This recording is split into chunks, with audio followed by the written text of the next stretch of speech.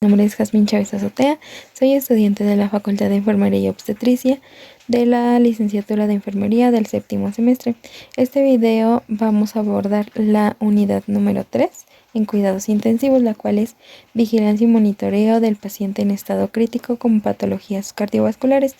Dentro de esto pues abordará el monitoreo invasivo, la valoración e interpretación del trazo electrocardiograma, la preparación y vigilancia de fármacos, aminas, vasopresores, inotrópicos y RCP.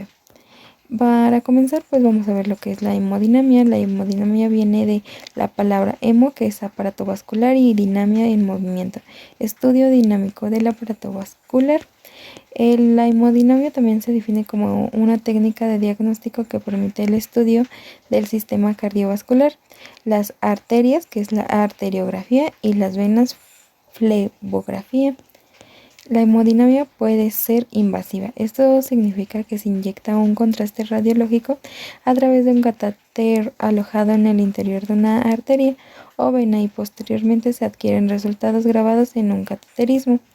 También puede ser no invasiva. Esto significa la angiografía, que mediante la resonancia magnética se consigue contrastar las arterias mediante la inyección endovenosa de contraste sin la necesidad de colocar catéteres. Las imágenes que se obtienen proporcionan un mapa detallado del sistema cardiovascular en el estudio. Por ejemplo, arterias coronarias, arterias aorta, arterias de extremidades inferiores y etc. Y también su patología.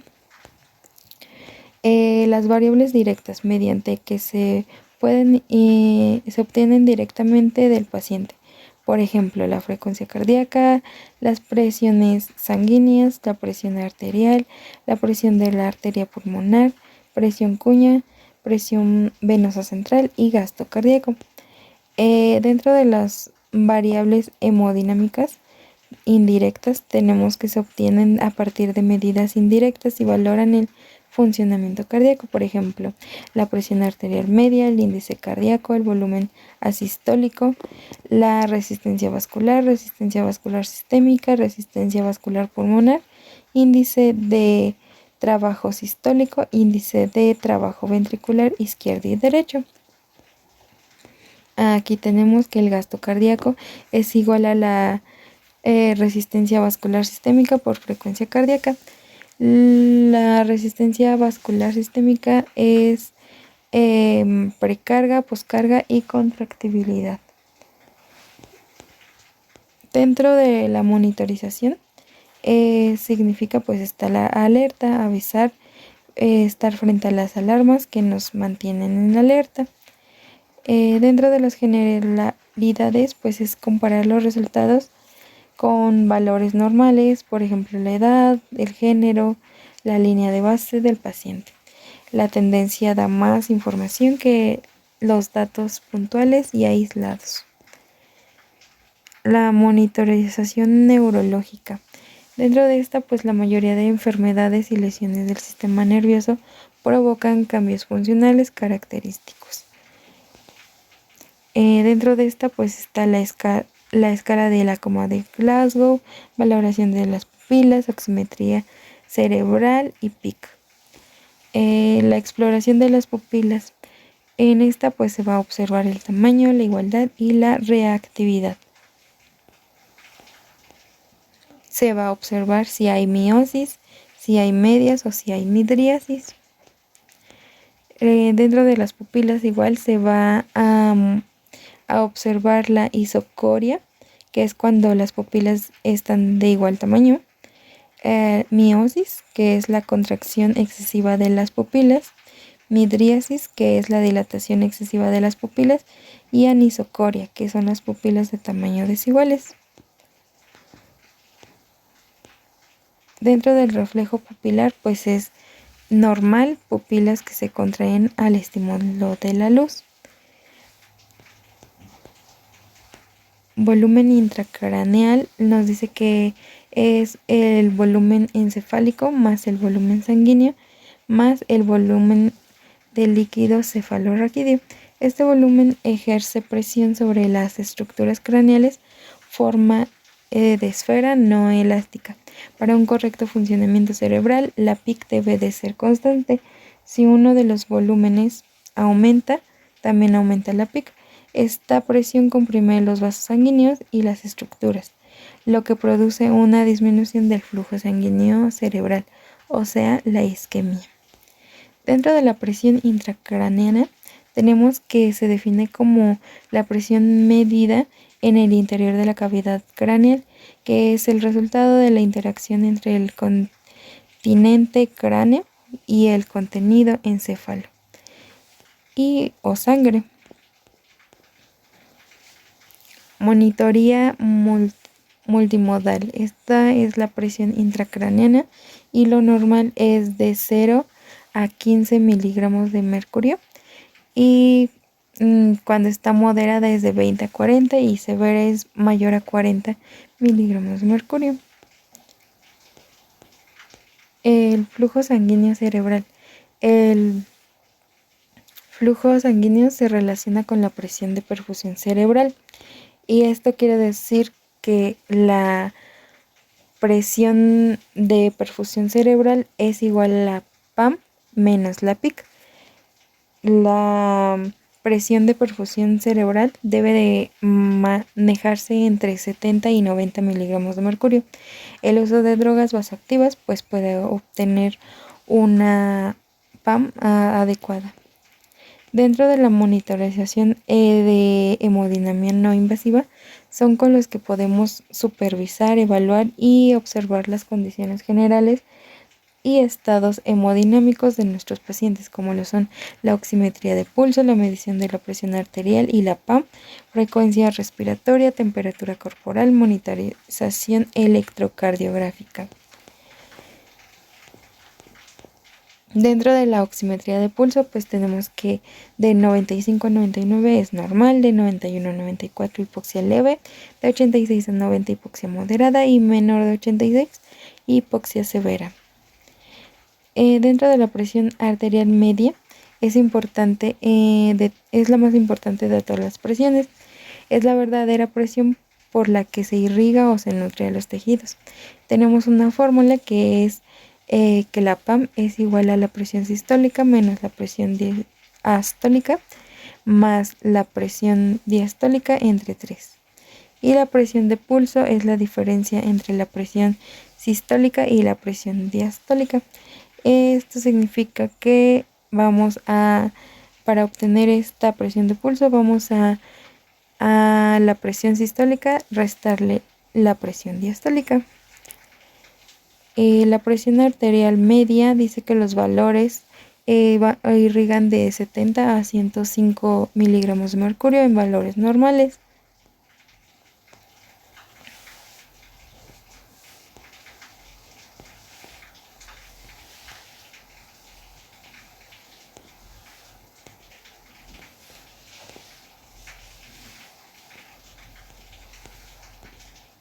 Monitorización hemodinámica invasiva.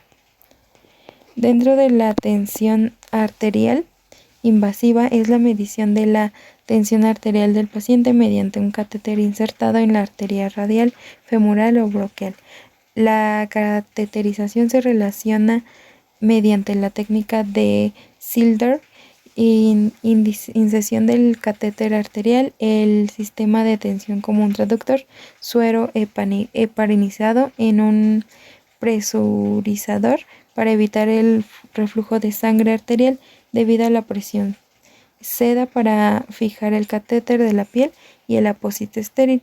Una vez canalizada la arteria, se conecta al monitor mediante el sistema de tensiones, se realizará la calibración mediante el cero y aparecerá en la curva de tensión arterial. La presión arterial invasiva. Tensión venosa central. Esta es una tensión sanguínea a nivel de la aurícula derecha y la vena cava, que está determinada por el volumen de la sangre, la volemia, el estado de la bomba muscular cardíaca y el tono muscular. Los valores normales van de 0 a 5 centímetros de H2O en aurícula derecha y de 6 a 12 centímetros de H2O en vena cava. Para realizar la medición de la de la tensión venosa central, vamos a necesitar un catéter venoso central que se conecta al sistema de luz distal, ya que esta luz se abre al final de la vena cava. Se realiza la calibración realizando del cero, abriendo el sistema a tensión ambiente, con lo que aparecerá la curva correspondiente a la tensión venosa central. También tenemos la presión venosa central, la cual refleja la presión en la aurícula derecha en venas intratorácicas que comunican entre ellas. Nos va a servir para valorar la precarga, para control y reposición de líquidos y para administrar diuréticos. La medición se hace en el acceso periférico o en el acceso directo vía central. Los valores normales oscilan de 2 a 6 miligramos de mercurio y de 3 a 8 centímetros de H2O. También tenemos el catéter Swan-Ganz, el cual es esta figurita, y los valores normales de la PAD, o sea, de la presión aurícula derecha, deben de ir de 2 a 6 miligramos de mercurio.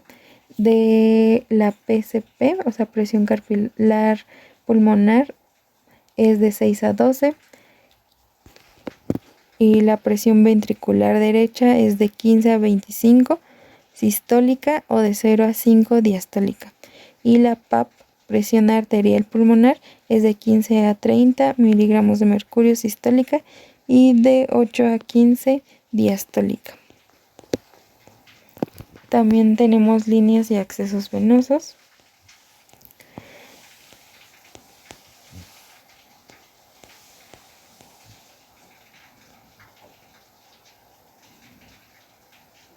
Catéteres simples, catéter multilumen de 4 vías, PIC, catéteres venosos centrales implantados en radiología, presión intraabdominal. La presión intraabdominal es la presión, la determina la elasticidad de sus paredes y su contenido, modificándose por el volumen de los órganos o cualquier alteración dentro del abdomen. Esto es un valor normal de 0 a 5 miligramos de mercurio. La presión de perfusión intraabdominal, la PPA, se ha propuesto como predictor de perfusión visceral. La fórmula es la PAP menos la PIA y el valor normal debe de oscilar a mayor a 60 miligramos de mercurio. La presión intraabdominal, PIA, el valor normal es de 0 a 6 miligramos de mercurio en respiración espontánea y de 9 a más o menos 2,4 miligramos de mercurio en ventilación mecánica. En pacientes críticos oscila de 5 a 7 miligramos de mercurio. También tenemos la medición de la presión intraabdominal intravesicular en el paciente en estado crítico. Ahora seguimos con la valoración e interpretación del trazo electrocardiográfico. Para comenzar, pues el papel del electrocardiograma está formado por cuadros pequeños, cada uno de 1 milímetro, que corresponden a 0,04 segundos, y un conjunto de 5 cuadrados forma un cuadrado grande, lo que significa 5 milímetros, o 0,20 segundos. Por lo tanto, 5 cuadrados grandes equivalen a 1 segundo. El eje vertical se representa el voltaje y en el eje horizontal el tiempo. 10 milímetros de altura equivalen a 1 voltaje. El ritmo normal de un electrocardiograma pues está formado por la onda P, un complejo QRS y la onda T. Para interpretar el electrocardiograma hay que valorar la presencia de estas ondas, su forma y su duración, así como el segmento ST, tiempo que transcurre entre el fin de la despolarización y el inicio de la repolarización de los ventrículos. Mide menos de 1 milímetro y si es mayor de 1 milímetro, indica infarto o isquemia. Lo primero que se debe de hacer pues es estar seguro que el electrocardiograma esté bien realizado, determinar si los valores de la velocidad del papel y de la amplitud son normales. Un electrocardiograma estándar, la velocidad es de 25 milímetros sobre segundo y la amplitud de 1 mV por 10 milímetros.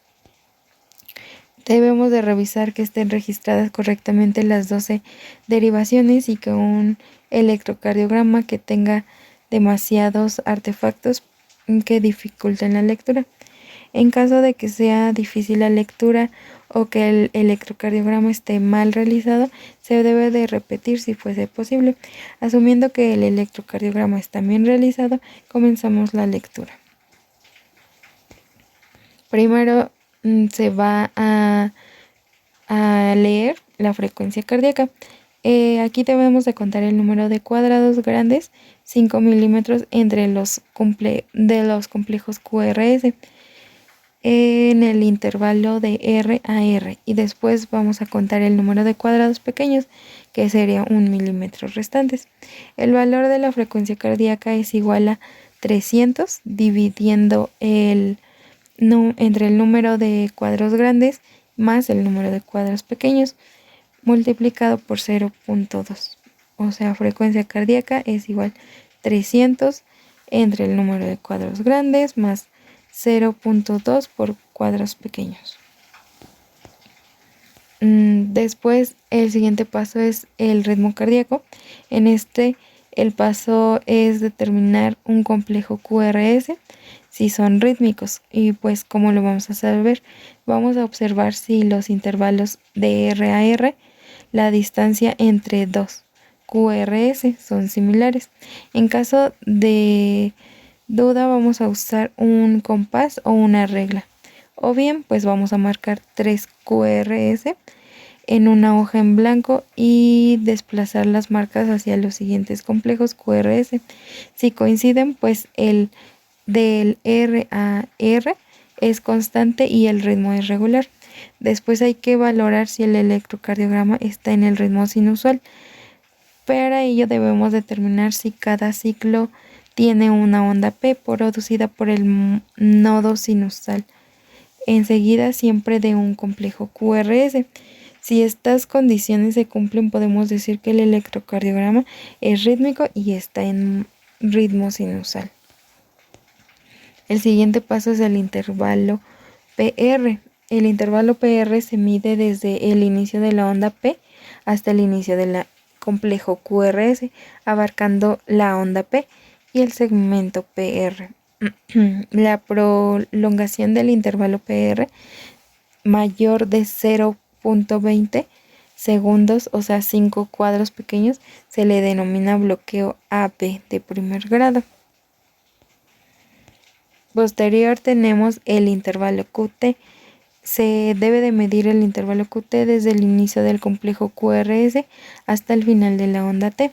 El intervalo QT varía en dependencia de la frecuencia cardíaca, por lo que se debe de corregir su paso según la frecuencia cardíaca. El intervalo QT corregido o QT corregido es normal entre 350 y 440. La fórmula usada para estimar es la de Bassett, que es el QT sobre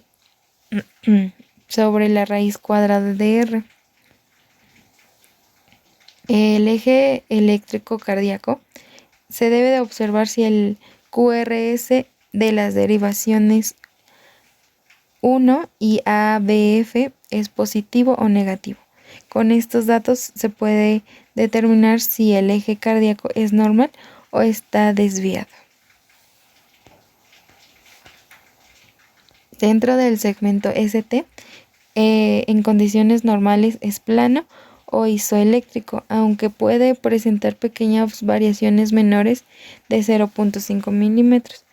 Para valorar su desplazamiento se utiliza como referencia el segmento entre la onda T del latido previo y la onda P del latido analizado, segmento TP previo. En caso de que este no sea isoeléctrico, se utiliza el segmento PR. Y pues ya al final es el informe del electrocardiograma. Se va a informar de la siguiente manera: electrocardiograma rítmico en ritmo sinusal con frecuencia cardíaca de 80 latidos por minuto, intervalo PR y QT normales, con un eje normal de 45 grados, sin alteraciones del segmento ST o de las demás ondas e intervalos. Ahora bien, dentro de la administración de medicamentos, vamos a ocupar los 10 correctos, lo cual se dividen dentro de la preparación. Vamos a verificar que sea el medicamento correcto, que sea la reconstitución y la dilución correcta, también que esté indicado y que sea la dosis correcta, la vía de administración correcta y hora de administración correcta. Ahora, ya cuando estamos administrando el medicamento, se debe de verificar que sea el paciente correcto, que le debemos de informar al paciente qué medicamento le vamos a colocar. La velocidad de la administración debe de ser la adecuada, debemos de registrar y dar seguimiento si es que existieran efectos adversos. Vamos con el grupo de las aminas. Estos son compuestos orgánicos que derivan del amoníaco con uno o más grupos alquino. Las aminas realizan muchas funciones de los seres vivos, por ejemplo la biorregulación, neurotransmisión y la defensa. Tiene dos efectos: el efecto inotrópico positivo y el efecto inotrópico negativo. El positivo es cuando mejoran la contractibilidad miocárdica y tienen efectos sobre los vasos periféricos. Algunos son vasodilatadores, por ejemplo la dobutamina, y otros son vasoconstrictores, la noradrenalina, y otros que pueden mostrar ambos efectos dependiendo a la dosis. Dentro de los efectos inotrópicos negativos se incluyen algunos vasodilatadores, que son la dobutamina, unos vasoconstrictores como la noradrenalina o norepinefrina, y otros que pueden mostrar efectos adversos dependiendo de la dosis. El efecto que obtengamos con esta medición, el efecto de la vasodilatación y vasoconstricción, va a caer directamente sobre los vasos periféricos. Esto a consecuencia de las sustancias vasoactivas que son secretados por un órgano endocrino llamado endotelio vascular. Dentro de la clasificación las tenemos como clasificación de los inotrópicos positivos, que son las aminas simpaticomiméticas, glucósidos cardíacos o otros no glucósidos, no simpaticomiméticos, por ejemplo la dopamina, dobutamina, adrenalina y la noradrenalina. Son aminas y todos ellos tienen funciones de vasodilatación, vasoconstrictor o ambas, dependiendo a la dosis que se alcance, y a la dosis que se alcancen se va a clasificar en efecto alfa, efecto beta o efecto dopa.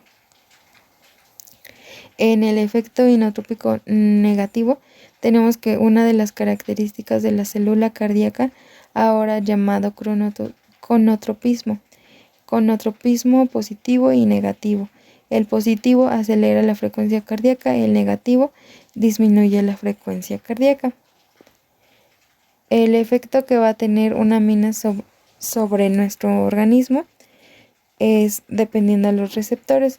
Si el receptor es alfa, la localización pues va a actuar directamente sobre los vasos de la piel, sobre el riñón, sobre el músculo y el intestino. La respuesta a la estimulación el estímulo va a ser la vasoconstricción de las arterias periféricas, y el efecto que vamos a esperar es que eleve la presión arterial. En cambio, el receptor beta 1 se localiza en el tejido cardíaco. La respuesta a tener es que va a aumentar la frecuencia cardíaca, y la conducción y la contractibilidad. El efecto que esperamos va a ser que aumente la frecuencia cardíaca. En los receptores beta 2 se localizan en el músculo liso vascular y bronquial. La respuesta a la estimulación va a ser vasoconstricción de las arterias periféricas y broncodilatación. Y el efecto esperado es que va a aumentar la presión arterial. Y el receptor dopa se encuentra en el riñón y mesentérico. La respuesta a la estimulación va a ser vasodilatación renal y mesentérica. El efecto que se espera pues es que aumente el flujo sanguíneo renal. Si aumenta el flujo sanguíneo renal, quiere decir que algo estaba sucediendo o posibles datos de shock. Dentro de estos medicamentos pues tenemos a la adrenalina o epinefrina. Es una catecolamina endógena, solamente va a actuar a nivel de estos dos receptores, a nivel receptor alfa y receptor beta del receptor beta 2. Dependiendo de la dosis es como se va a definir si la adrenalina está alcanzando un efecto alfa o un efecto beta. La presentación de este medicamento pues viene en una ampolleta de 1 miligramo, en 1 mililitro, y se administra de manera por infusión. Se recomienda que se haga en una solución cloruro de sodio de 250 mililitros más una ámpula de adrenalina, y se espera el efecto sea dosis respuesta, o se puede aforar, es decir, se lleva a 250 mililitros el mililitro de adrenalina, solamente se aplican 249 mililitros de solución de cloruro de sodio al 0.9% más el mililitro de la epinefrina. Dentro de las reacciones adversas pues están relacionadas con la dosis e incluyen inquietud, ansiedad, temblor, arritmias cardíacas, palpitaciones, hipertensión, debilidad, mareo y dolor de cabeza. Puede producirse hemorragia cerebral y un incremento agudo en la presión sanguínea. Los cuidados de enfermería con el medicamento de adrenalina van a ser monitorización de la glicemia capilar porque se espera que aumente, manejo de la hiperglucemia, dosis en paro cardíaco de una ámpula que tiene 1 miligramo de 3 a cada 5 minutos, como máximo 3 dosis. También se debe de monitorizar cardíaco continuo. Se debe de verificar la frecuencia cardíaca, si tiene un ritmo o una intensidad adecuada. La adrenalina es un fármaco parapsicolítico que estimula el marcapasos sinusal. Así que si la conducción auriculoventricular y así desencadenar todo nuestro estímulo eléctrico del sistema de conducción eléctrico del corazón. También tenemos a la dopamina.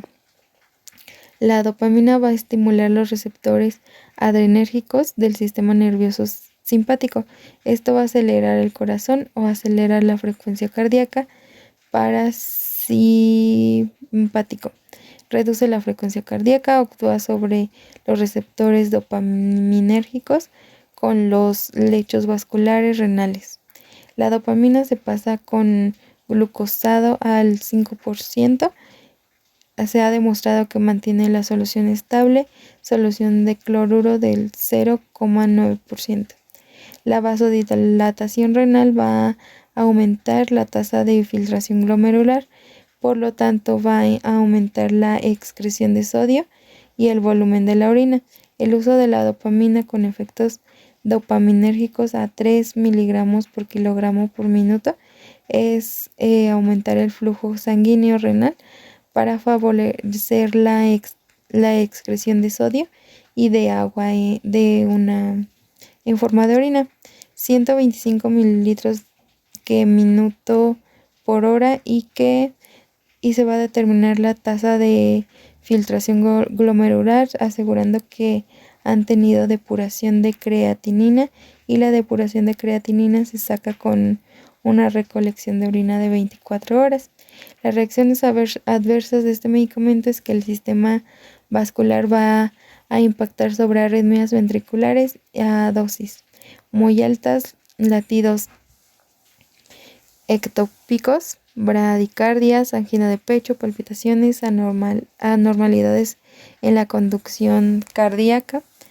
También vamos a tener estrechamiento de los complejos QRS, sistema respiratorio va a generar disnea y en el gastrointestinal va a generar náusea y vómito. Las intervenciones de enfermería con este medicamento son monitorización cardíaca continua, cuantificación de arritmias ventriculares, extrasístoles ventriculares, latidos ectópicos del complejo QRS, la dopamina dosis altas durante periodos prolongados por vía periférica no puede generar lesiones. Después tenemos a la dobutamina. Es una catecolamina sintética inotrópico de acción predominante directa sobre los receptores beta del músculo cardíaco. Esto lo que va a ocasionar es un aumento de gasto cardíaco, aumenta la frecuencia cardíaca, aumenta el gasto cardíaco y aumenta la frecuencia cardíaca. La dobutamina tiene un efecto estimulante del receptor beta adrenérgico que aumenta la contractibilidad miocárdica. Los cuidados de enfermería son monitorización de electrocardiograma, monitorización de la presión arterial, niveles de potasio sérico, existencia de la arritmia, reacciones adversas, por ejemplo, náuseas, dolor de cabeza, palpitaciones, disnea, dolor torácico y aumento de la presión arterial.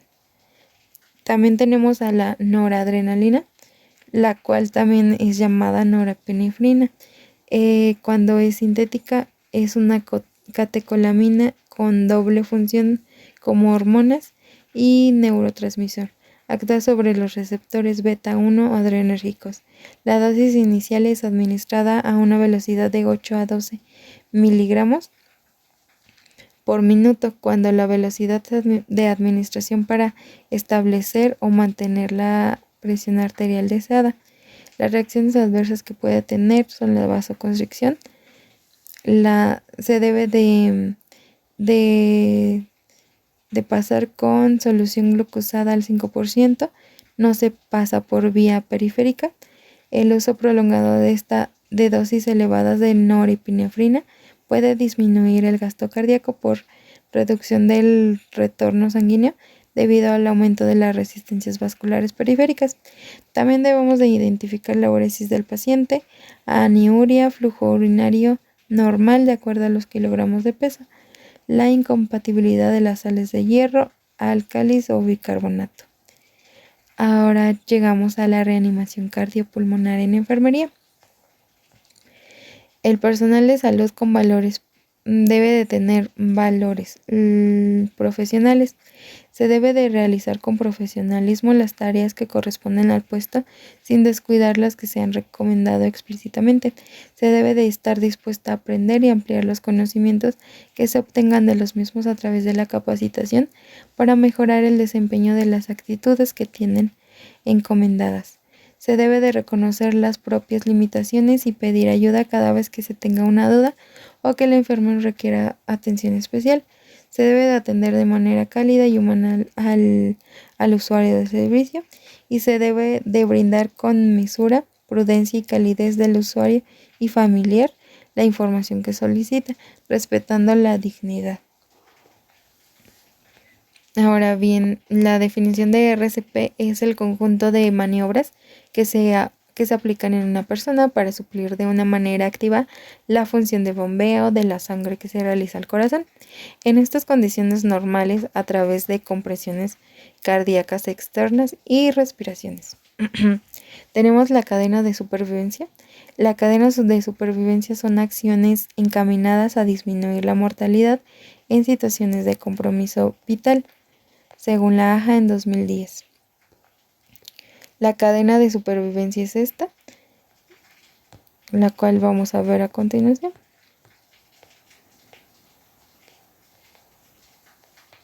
Compresión. Se debe de empujar fuerte y rápido en el centro del pecho a la víctima. Vía aérea. Se debe de inclinar la cabeza de la víctima hacia atrás y levantar la barbilla para abrir la vía aérea.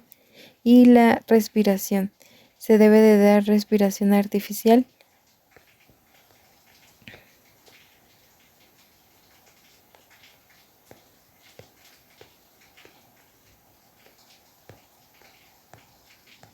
Ahora sí, ya intrahospitalaria, se debe de hacer una valoración, se debe de monitorizar los signos vitales, se debe de identificar los datos de bajo gasto cardíaco y cerebral y los cuidados de enfermería de alta complejidad. Dentro de la siguiente eslabón de la cadena de supervivencia es activación de la respuesta de emergencias. En caso de inconsistencia, en caso de ausencia de pulso o respiración, se debe de activar los códigos de vida, que es el código azul. Se debe de hacer una intervención del equipo multidisciplinario y se debe de tener preparado el carro de paro equipado con desfibrilador bifásico. El siguiente eslabón es el RCP de alta calidad. Se deben de brindar compresiones cardíacas de alta calidad. RCP sin vía aérea avanzada debe de ser solo con las manos 30 por 2 por 5. Y RCP con vía aérea avanzada deben de ser compresiones y ventilaciones continuas. El siguiente eslabón es la desfibrilación. Aquí se debe de administrar una descarga eléctrica desfibrilador bifásico de 120 a 200 joules, de un desfibrilador monobifásico de 300 joules. El siguiente eslabón es cuidados posparo cardíaco. Aquí lo que se debe de hacer es la intubación endotraqueal, la canalización de accesos venosos, administración de medicamentos, control de la temperatura, monitorización invasiva, tratamiento de la causa del paro cardíaco, o sea, las H's y las T's. El siguiente es la unidad de cuidados intensivos o intermedios. Se debe de monitorización hemodinámica continua, la saturación de oxígeno entre 92 y 98, la PAS de 90 y la PAM de 65. Se debe de identificar las H's y corregir las T's. Aquí tenemos las H's, que son la hipovolemia, causas reversibles, hipovolemia, hipoxia, hidrogeniones, o sea, acidosis, hipo o hiperpopotasemia, hipotermia, y las T's tenemos neumotoras a tensión, taponamiento cardíaco, tóxicos, trombosis pulmonar y trombosis coronaria.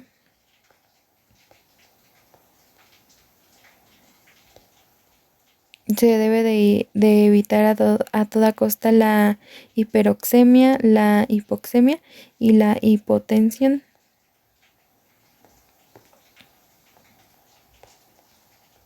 Estos son los principios básicos de enfermería y están en el eslabón de recuperación, que siempre se debe de tener respeto hacia la individualidad de las personas, satisfacer las necesidades, proteger a los pacientes frente a agentes externos que pueden causar enfermedades y contribución a la restitución pronta de la salud del enfermo para que pueda reintegrarse a su vida cotidiana lo antes posible.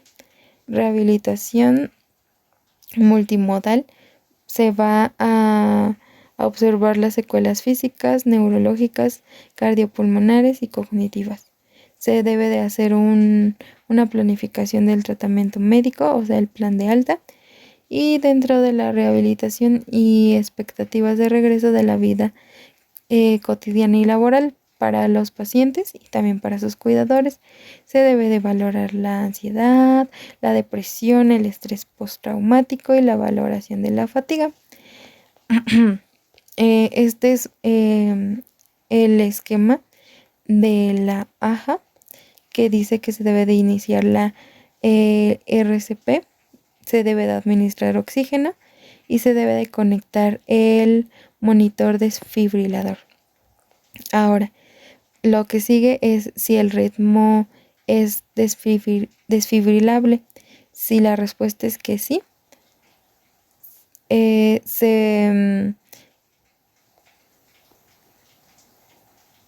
Entonces vamos a iniciar la RCP y se debe de administrar oxígeno, conectar el monitor o desfibrilador. Ahora vamos a preguntar si el ritmo es desfibrilable. Si la respuesta es que sí, se debe de verificar que haya fibrilación ventricular o taquicardia ventricular sin pulso. Si existen cualquiera de estas dos, se debe de realizar una descarga eléctrica.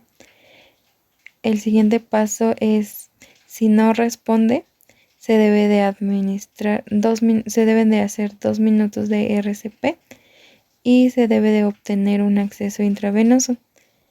Ahora, otra vez vamos a verificar si el ritmo es desfibrilable.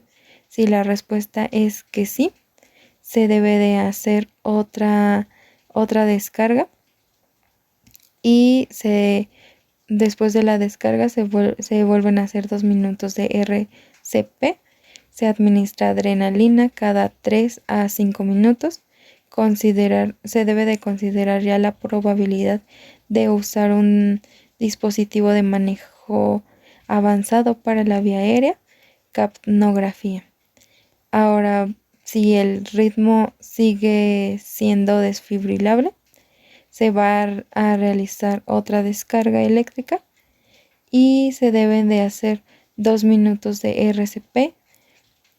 Ya se debe de administrar amiodarona o lidocaína y se deben de tratar las causas reversibles.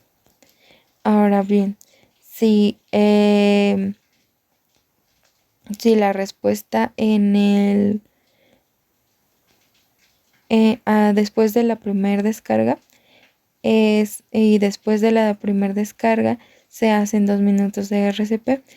Si sigue sin respuesta, vamos a verificar otra vez si el ritmo es desfibrilable. Si ahora la respuesta es que no, se debe si no existen signos de retorno de la circulación espontánea, se debe de ir al punto 10 u 11. Debe de existir RCE e ir a cuidados posparo cardíaco y se debe de considerar si es apropiado continuar con la reanimación o ya no. Ahora bien, desde el inicio otra vez se inicia RCP, se debe administrar oxígeno, conectar el monitor o desfibrilador. Después de esto se va a verificar si el ritmo es desfibrilable. Si ahora la respuesta es que no, se debe de verificar si existe asistolia o actividad eléctrica sin pulso.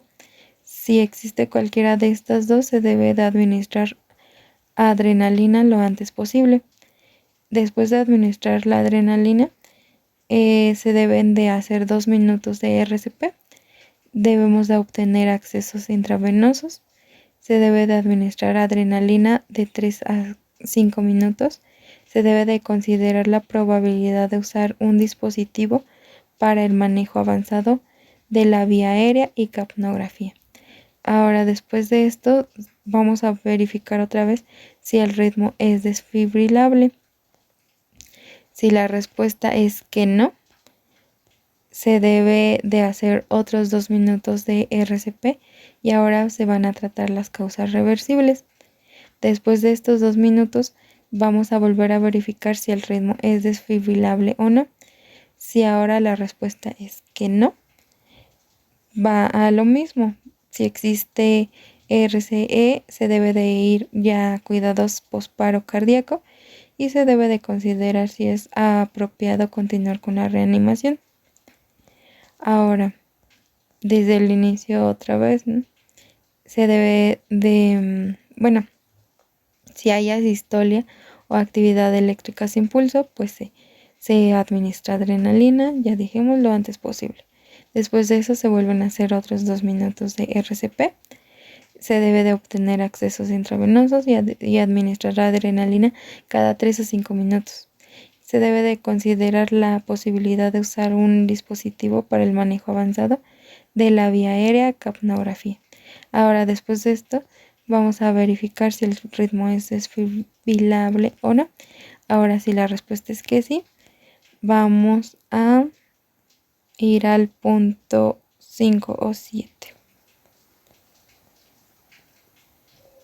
Y nos pasamos para acá, que es en este. Se hace la descarga. Si el ritmo acá ya es desfibrilable, nos pasamos a hacer una descarga y seguimos otra vez el procedimiento.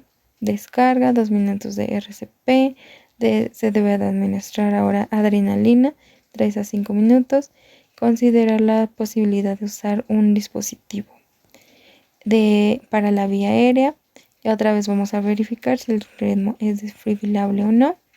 Se debe de hacer si es desfibrilable, se hace una descarga y se debe de hacer otra vez 2 minutos de RCP, administrar lodarona o lidocaína y se deben de tratar las causas reversibles. Digamos que estas flechitas ya solamente nos van indicando para dónde ir y para dónde no. Dentro del soporte vital avanzado, pues ya, aquí está. No responde y tampoco respira.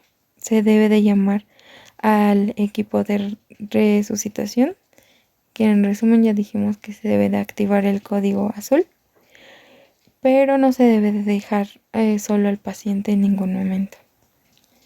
Se deben de iniciar inmediatamente RCP con la técnica 30 compresiones más 2 respiraciones. Se debe de conectar el monitor o el desfibrilador y posteriormente evaluamos el ritmo. Si es el ritmo, si es fibrilación ventricular o taquicardia ventricular sin pulso, vamos a hacer una descarga de 150 a 350 joules y después se debe de reiniciar RCP durante 2 minutos. Ahora bien, si desde el paso evaluamos el ritmo y ahora tiene un ritmo de asistolia o actividad eléctrica sin pulso, no vamos a hacer descargas. Se debe de reiniciar RCP durante 2 minutos y la recuperación de la circulación espontánea indica un tratamiento inmediato posparada cardíaca. Se debe de usar el ABCDE. Se debe de tener una saturación de oxígeno de 94-98. Vamos a procurar que la presión de CO2 sea normal, que el electrocardiograma de 12 derivaciones. Se deben de tratar la causa y el manejo de la temperatura. Y por último, pues esta es la cadena de supervivencia que ya vimos y las fuentes de información. Gracias.